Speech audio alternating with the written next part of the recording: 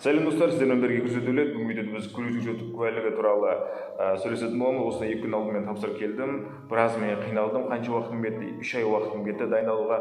Сондықтан менің ошибкаларымды, қателіктерімді қайталамас үшін осы видеоны шығардым сіздер үшін. Қарап көріңіздер до конца. Егер де сұрақтарыңыз болса, қоясыздар комментарийға. Сонымен кеттік. Яғни бүгінгі видеода біз мынандай сұрақтарға жауап беретін боламыз. Мен қай автодромда тапсырдым, ақша бердім бе? Ең бірінші қызық тұратын сұрақ, қанша ақша қалдым, қалай тапсырдым, өзім тапсырдым ба? Адам өзі тапсыруға бола ма? Ол жақта құлатады ма әдейі?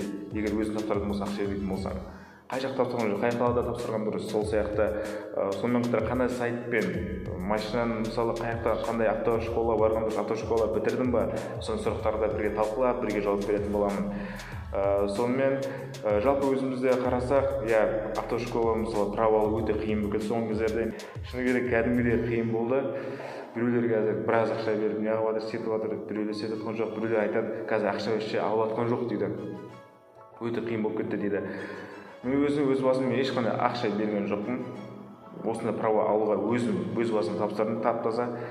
Мен бірінші нені айтайын, қалай өткенімді, қалай дайындалғанымды. Бірінші теориядан мен Safe Driving деген сайтпен дайындалдым. Оғанға дейін бір приложенияларды қарап, мені қарап, көп уақыт кетті ананы қарап. Оказывается, осы Safe Driving'ді мен достарым тапсырды, содан өтті барлығы осы Safe Driving сайтынан келеді екен. Сол теориядан тапсырсаңыз, содан дайындалсаңыз, содан өтіп тұрсыз. Кемінде 1 ай дайындалсаңыз болды, өтесіз. Сонымен мен оны 2 ай дайындалдым, шыны керек. 2 ай дайындалдым. Сосын бардым, бірінші барған кезде теорияда мен негізі өткен болатынмын.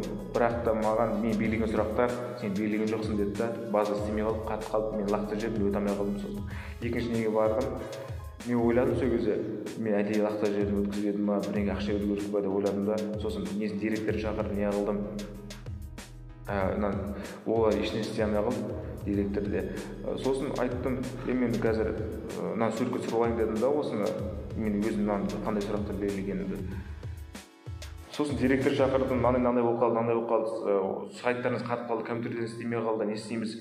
Мен белгілеген болатын, дұрыс белгілеген болатын, олар ешнәрсе істей алмады, өкінішке орай. Сондай болды.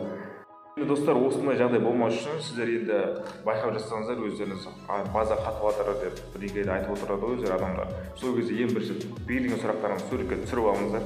Рұқсат бермеуі мүмкін, рұқсат бермесе негізінде бағана айтқан бастығы, сен сұрамайсың, бірақ сенің мысалы қарап тексеріп жүрген адамдар түсіріп бере алады деді. Сол түсіріп берсін.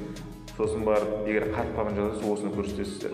Бастыққа неге мысалы шағым жасауға болады. Мен андайдан белгілеген, бірақ базадан қатып қалып істемей қалып, өте алмай қалдым деп. Сол сияқты. Сонымен енді автошколаға келетін болсақ, автошкола мысалы бізде дайындалып келгендер барды. Олар біреулері болды. Бірден өтіп кетті, теорияны бірден тапсырды.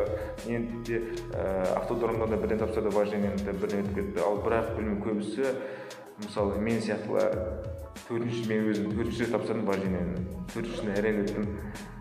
Сонымен достар, біз видеоның соңына да келіп қалдық. Келесі видеода біз міндетті түрде осы право қалай алуға болады, соның хитростарын, мысалы қай автодромда тапсыруға болады, сол сияқты видео шығаратын боламыз.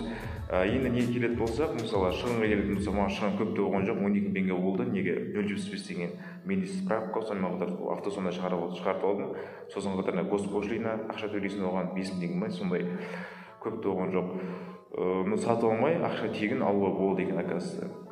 Жақсы сау болыңыздар. Егер де сұрақтарыңыз болса, комментария қойып кетіңіздер. Егер де сіздердің бір ақыл кеңестеріңіз болса, осы право тапсыратын адамдарға комментария жазып кетіңіздер. Қалай тапсырып алды, қандай автошкола оқыған дұрыс, сол сияқты. Жақсы сау болыңыздар. Сізбен бірге болған 200 келесі видеода кездескенше.